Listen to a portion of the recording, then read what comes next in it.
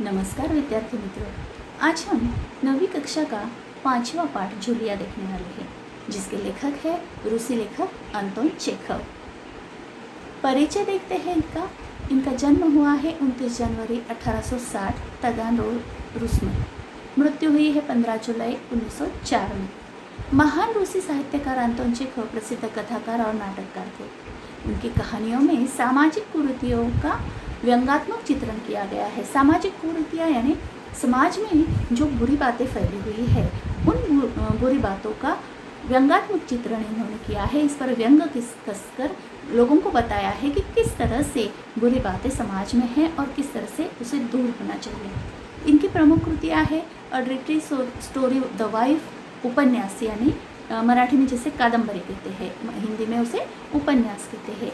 Unknown neck, a bad business, the bird market, old age, ग्रीशा आदि कहानी संग्रह है। इवानो द चेरी आर्च्ड आदि नाटक है। इस पाठ में क्या है, ये गद्य संबंधी में हम देखेंगे। ये पाठ यानी एकांकी है। एकांकी क्या होती है? जिसका आकार बहुत छोटा होता है और इसमें एक कथा होती है, एक ही कथा होती है। तो इसका आकार छोटा होने के कारण इसमें एक ही कथा होती है। इसकी कथा व संवाद आदि से अंत तक रोचक और आकर्षक होते हैं। प्रस्तुत एकांकी में रचनाकार ने दब्बूपन को त्याग कर अपने अधिकार न्याय के प्रति सजग रहने हेतु प्रेरित किया है। एकांकी क्या होती है? जिसमें एक ही कथानक होता है।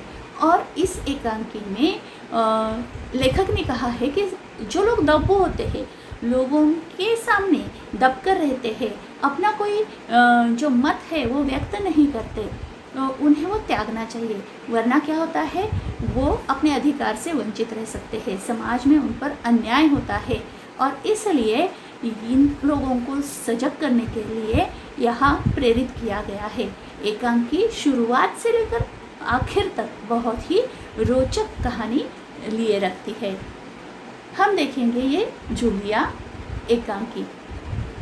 अब इस एकांकी में गवर्नेस सेविका की मार्मिक पीड़ा, विवशता का सजीव चित्रण और शोषण से मुक्ति पाने का प्रभावी संदेश है।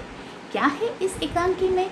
तो एक गवर्नेस है, गवर्नेस यानी सेविका जो बच्चों को संभालती है, उसकी विवशता का चित्रण किया है कि अगर मालिक उस पर बहुत जोर डाले, उस पर अन्याय करे, उसके जो मेहनताना उसे ठीक से नहीं दे, तो किस तरह से उसमें वो विवश हो जाती है, किस तरह से उसकी मानसिकता होती है, इसका सजीव चित्रण किया है। और आखिर में ये भी संदेश दिया है कि इस शोषण से हमें मुक्ति पानी है। तो देखते हैं हम ये पाठ। बच्चों की गवर्नेस जूलिया वासिल्देवना आती है। अब ये जूलिया वासिल्देवना इसका नाम है और वो बच्चों को संभालने वाली है। गवर्नेस यानी बच्चों को संभालने वाली सेविका जूलिया। दबेस्वर में, आपने मुझे बुलाया था मालिक? गृहस्वामी, हाँ हाँ बैठ जाओ जूलिया, खड़े मत रहो। जूलिया बैठती हुई, शुक्रिया। जूलिया, तुम्हारी तनख्वाह का हिसाब करना चाहता हूँ। मेरे ख्याल में तुम्हें पैसों की ज़रूरत होगी और जितना तुम्हें जान सका हो, मुझे लगता है कि तुम अपने आप पैसे भी नहीं मांगोगी, इसलिए मैं खुद ही तुम्हें पैसे देना चाहता हूँ। हाँ, तो तुम्हारी तनख्वाह 30 रूबल महीना तय हुई थी ना? अब गृहस्वामी और जूलिया के बीच संवाद चल रहा है। वो उन्होंने बुलाया है उसे तनख्वाह देने के लिए और वो कहते हैं कि तुम तो पैसे मांगोगे नहीं, लेकिन मैं तुम्हें देना चाहता हूँ। और इनकी तनख्वाह रूबल, ये रूसी चलन है। जैसे हमारा रुपया होता है वैसे उनका रूबल होता है। तो वो कहते हैं कि तुम्हारी तनख्वाह 30 रूबल महीना तय हुई था। तो वो कहती है जूलिया विनिस्वर, जिन्हें मालिक 40 रूबल। गृहस्वामी कहते हैं नहीं भाई 30, ये देखो डायरी, पन्ने पलटते हुए मैंने इसमें नोट कर रखा है, मैं बच्चों की देखभाल और उन्हें पढ़ाने वाली हर गवर्नेस को 30 रूबल महीना देता हूँ। तुमसे पहले जो गवर्नेस थी उसे भी मैंने 30 रूबल ही देता था। अच्छा, तो तुम हमारे यहाँ काम करते हुए 2 महीने हुए हैं। अब ये कहते हैं कि कितनी तनख्वाह थी? 30 रूबल थी ना? तो वो कहती है नहीं, मेरी तो 40 रूबल थी। और वो बहुत विनम्रता से कहती है। तो तय हुई थी 40 रुपये, लेकिन ये जो है बहुत जोर शोर करते हैं और गृहस्वामी कहते हैं नहीं नहीं नहीं 30 रुपये हुई थी, देखो डायरी देखो नोट कर रखा है, मैं हर एक को इतनी ही देता था और 2 महीने हुए ना। तो दबेश्वर में कहती है जी नहीं 2 महीने 5 दिन। क्या कह रही हो जूलिया, ठीक 2 महीने हुए हैं भाई, मैंने डायरी में सब नोट कर रखा है। हाँ तो 2 महीने के बनते हैं 60 रुपये, लेकिन 60 रुपये तभी बनते हैं जब महीने में तुमने एक भी दिन छुट्टी ना ली हो। तुमने इतवार को छुट्टी मनाई है, उस दिन तुमने कोई काम नहीं किया है, सिर्फ कोलिया को घूमने ले गई हो। और ये तो तुम भी मानोगे कि बच्चों को घुमाने ले जाना कोई काम नहीं होता, इसके अलावा तुमने 3 छुट्टियाँ और ली है, ठीक है ना। अब देखिए ये गृहस्वामी तो बहुत बढ़ते ही जा रहे हैं। वो कहते हैं कि नहीं नहीं तुम्हारा सिर्फ 2 महीने हुए थे, ऊपर के 5 दिन कैसे हुए, और वो 60 रुपये तब हो गए जब तुमने रोज़ काम किया है, तो उसमें तुमने एक छुट्टी ली थी और इतवार मनाया है, इतवार को छुट्टियाँ मनाई है तुमने, और फिर 3 छुट्टियाँ ली और एक दिन आई तो सिर्फ कोलिया, यानी कोलिया एक बच्चे का नाम है, उसे सिर्फ घुमाने ले गई हो। जूलिया दबेश्वर में जी आप कह रहे हो तो ठीक, रुक जाती है। तो वो जूलिया कहती है कि हाँ भाई आप कह रहे होगे तो ठीक होंगे, यानी वो सब गलत कह रहे हैं, लेकिन जूलिया वो मानते जा रही है कि ये गलत भी कह रहे हैं। तो वो आवाज़ नहीं उठा पा रही कि नहीं नहीं मेरे 2 महीने 5 दिन हुए हैं, नहीं मेरे 30 रुपये नहीं 40 रुपये प्रति महीना तय हुआ था, नहीं मेरा हक है छुट्टी लेने का। लेकिन नहीं, जूलिया बोल ही नहीं पा रही। वो कहती है कि जी आप कह रहे हैं तो ठीक होगा। अरे भाई मैं क्या गलत कह रहा हूँ? हाँ तो 9 इतवार और 3 छुट्टियाँ, यानी 12 दिन तुमने काम नहीं किया। अब देखिए यहाँ 9 इतवार पड़े हैं, एक महीने में 4 हुए होंगे, एक महीने में 5 हुए होंगे, और 3 छुट्टियाँ यानी 12 दिन। तो इतवार की छुट्टी तो हक की होती है ना, लेकिन गृहस्वामी कहते हैं कि नहीं नहीं 9 इतवार और 3 छुट्टियाँ, यानी तुम्हारे जो है इतनी छुट्टियाँ हुई है और इतनी छुट्टियों में तुमने काम नहीं किया है, यानी तुम्हारे 12 रूबल कट गए। उधर कोलिया 4 दिन बीमार रहा और तुमने सिर्फ वान्या को ही पढ़ाया। पिछले हफ्ते शायद 3 दिन दांतों में दर्द रहा था और मेरी पत्नी ने तुम्हें दोपहर बाद छुट्टी दे दी थी। तो 12 और 7 19 नागे नागे यानी खाड़े जो छुट्टियाँ। हाँ तो भाई घटाओ, 60 में से 19 कितने रहते हैं हम? 41 रुपये, ठीक है। जूलिया रुआसी हो जाती है रोते स्वर में। जी हाँ। तो देखिए यहाँ गृहस्वामी जोर शोर से उसे कह रहे हैं, अपनी बात मनवा ले रहे हैं, और जूलिया जो तक नहीं कर रही है, वो बिल्कुल बोल नहीं पा रहे कि नहीं ये सब गलत है। गृहस्वामी डायरी के पन्ने उलटते हुए, हाँ याद आया, 1 जनवरी को तुमने चाय की प्लेट और प्याली तोड़ी थी। प्याली बहुत कीमती थी, मगर मेरे भाग्य में तो हमेशा नुकसान उठाना ही बदा है। मैंने जिसका भला करना चाहा उसने मुझे नुकसान पहुंचाने में कोई कसर नहीं छोड़ी। खैर मेरा भाग्य। हाँ तो मैं प्याली के 2 रूबल ही काटूंगा। अब देखो उस दिन तुमने ध्यान नहीं दिया और वहाँ किसी टहनी की खरोच लगने से बच्चे की जैकेट फट गई, 10 रूबल उसके गए। इसी तरह तुम्हारी लापरवाही की वजह से घर की सफाई करने वाली नौकरानी मारिया ने वान्या के लिए नए जूते चुरा लिए। अब देखो ये जो नुकसान है, क्या ये भी किसी सेविका के तनख्वाह में से काटा जाता है? लेकिन जूलिया कुछ भी नहीं बोल रही है कि उसने चाय की प्लेट और प्याली तोड़ी, उसके भी वो पैसे काटने वाले हैं, 2 रूबल उसके काटने वाले हैं। उसके बाद वान्या की जैकेट फटी, उसके भी 10 रूबल वो काटने वाले हैं। और नौकरानी मारिया ने वान्या के जूते चुराए, उसके भी पैसे वो काटने वाले हैं। तुम मेरी बात सुन रही हो या नहीं?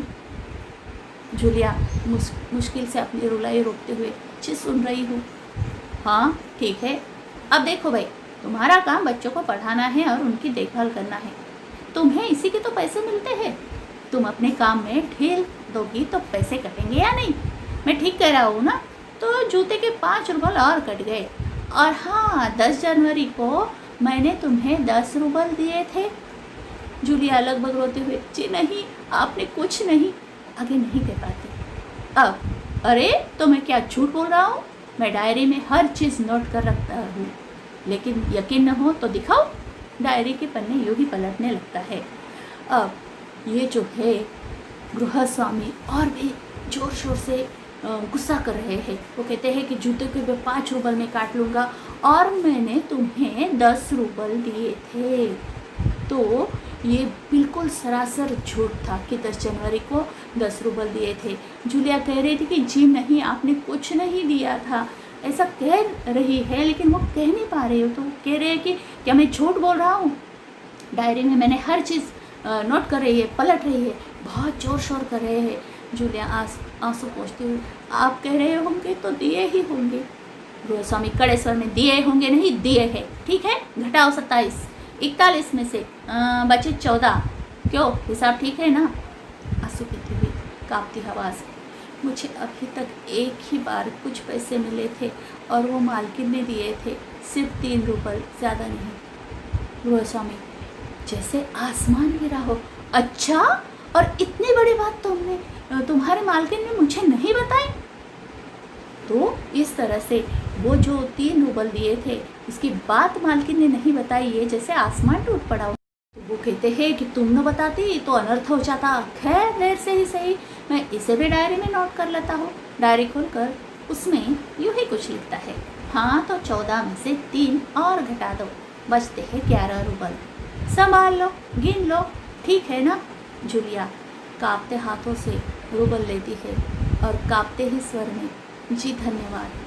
गृहस्वामी अपना गुस्सा नहीं संभाल पाते, ऊंचे स्वर में लगभग चिल्लाते हुए, तुम मुझे धन्यवाद दे रहे हो जूलिया, जबकि तुम अच्छी तरह जानती हो कि मैंने तुम्हें ठग लिया है, तुम्हें धोखा दिया है, तुम्हारे पैसे हड़प लिए हैं और तुम इसके बावजूद मुझे धन्यवाद दे रहे हो। गुस्से में आवाज़ कांपने लगती है। जूलिया, जी हाँ मालिक। गृहस्वामी, जी हाँ मालिक, जी हाँ मालिक, क्यों जी हाँ मालिक? इतने गुस्सा हो जाते हैं कि गृहस्वामी ये सब कुछ जानबूझ कर रहे थे। उन्हें पता था कि वो क्या कर रहे थे। उन्हें पता था कि जूलिया का स्वभाव बहुत तपू है और वो किसी भी चीज़ को अगर कोई जोर ज़बरदस्ती करता है तो वो ना नहीं कर सकती। और इन्होंने उसे बहुत रुलाया और उसे बहुत झूठ बोला, उसके पैसे काटे और वो चाहते थे कि एक बार तो जूलिया कहे कि नहीं, ये सब गलत है, मैंने कोई पैसे नहीं लिए, मेरा यह हक है, लेकिन वो ऐसा नहीं कह रही थी। और ये देखकर गृहस्वामी बहुत गुस्सा हो गए और वो बहुत ज़ोर से चिल्लाए कि तुम्हें अच्छी तरह से मालूम है कि मैंने तुम्हें ठगा है, फिर भी तुम कहती हो जी हाँ मालिक। जूलिया डर जाती है भयभीत से स्वर में, क्योंकि इससे पहले मैंने जहाँ काम किया उन लोगों ने तो मुझे एक पैसा तक नहीं दिया, आप कुछ तो दे रहे हैं। जूलिया का स्वभाव ऐसा था कि अगर कोई ना दे तो वो नहीं लेती थी। गृहस्वामी क्रोध के कारण कांपते उत्तेजित स्वर में, उन लोगों ने तुम्हें एक पैसा तक नहीं दिया जूलिया, मुझे ये बात जानकर ज़रा भी आश्चर्य नहीं हो रहा। स्वर धीमा कर, जूलिया मुझे इस बात के लिए माफ़ कर देना कि मैंने तुम्हारे साथ एक छोटा सा क्रूर मजाक किया, पर मैं तुम्हें सबक सिखाना चाहता था। देखो जूलिया, मैं तुम्हारा एक पैसा भी नहीं मारूंगा। जेब से निकाल कर, ये है तुम्हारे 80 रुपये, मैं अभी इन्हें तुम्हें दूंगा, लेकिन इससे पहले मैं तुमसे कुछ पूछना चाहता हूँ। जूलिया, क्या यह ज़रूरी है कि इंसान भला कहलाने के लिए इतना दब्बू, भीरू और बोधा बन जाए कि उसके साथ जो अन्याय हो रहा है उसका विरोध तक न करे, बस खामोश रहे और जातियाँ सहता रहे? नहीं जूलिया, नहीं, इस तरह खामोश रहने से काम नहीं चलेगा। अपने को बचाए रखने के लिए तुम्हें इस कठोर, क्रूर, निर्मम और हृदयहीन संसार से लड़ना होगा। अपने दांतों और पंचों के साथ लड़ना होगा, पूरी शक्ति के साथ। मत भूलो जूलिया, इस संसार में तब्बू और रीढ़ रहित लोगों के लिए कोई स्थान नहीं है, कोई स्थान नहीं है। गृहस्वामी ने जूलिया को सबक सिखाना चाहा। वो चाहते थे कि जूलिया विरोध करे, जूलिया कहे कि नहीं, ये मेरा हक है, लेकिन वो कुछ नहीं कहती। उल्टा वो कहती है कि जहाँ मैंने काम किया था उन लोगों ने मुझे एक पैसा भी नहीं दिया, आप तो कुछ तो दे रहे हैं। तो फिर गृहस्वामी उसे कहते हैं कि इस तरह से खामोशी से जातियाँ नहीं सहनी चाहिए। समाज में अगर इतना दब्बू रहे, इतना भीरू रहे, इतना डरपोक रहे तो लोग तो ठगेंगे ही। इसलिए अपने को बचाए रखने के लिए इस कठोर और निर्दयी दुनिया से, हृदयहीन दुनिया से लड़ना पड़ेगा। अपने दांतों और पंजों के साथ, मतलब अपने पहने हथियारों के साथ, अपने बोली के साथ, अपनी पूरी शक्ति के साथ। और इसलिए ये कहते हैं कि इस संसार में दब्बू और रीढ़ रहित, रीढ़ यानी हमारी जो रीढ़ होती है, पीठ की रीढ़, जिसके बलबूते पर हम खड़े रहते हैं, इसी तरह से हमारा स्वाभिमान, ये हमारी रीढ़ होती है। और उसे जगाए रखने के लिए हमें दब्बू नहीं बनना पड़ेगा। और इसलिए ये कहते हैं कि ऐसे लोगों के लिए समाज में कोई स्थान नहीं है। हमें अपने खिलाफ जो अन्याय होता है उसके खिलाफ हमें आवाज़ उठानी चाहिए। हम पर कोई अन्याय ना करे, इसके जिम्मेदार हम खुद होते हैं। दूसरा तभी हम पर अन्याय कर सकता है जब हम उसे उस चीज़ की मोहलत देते हैं, जब हम उसे वो अन्याय करने देते हैं। इस तरह से गृहस्वामी जो है जूलिया के पूरे पैसे उसे दे देते हैं, और बल्कि इतना ही नहीं तो उसे सबक भी देते हैं कि इस दुनिया में रहना है, इस निर्दयी और हृदयहीन संसार में रहना है तो दब्बू बनकर नहीं रहना है। इसे अपने खिलाफ अगर कोई अन्याय होता है तो उसके लिए आवाज़ उठानी है। तो बच्चों, मिलते हैं हम अगले पाठ में। तब तक आप इस पाठ का स्वाध्याय कीजिए।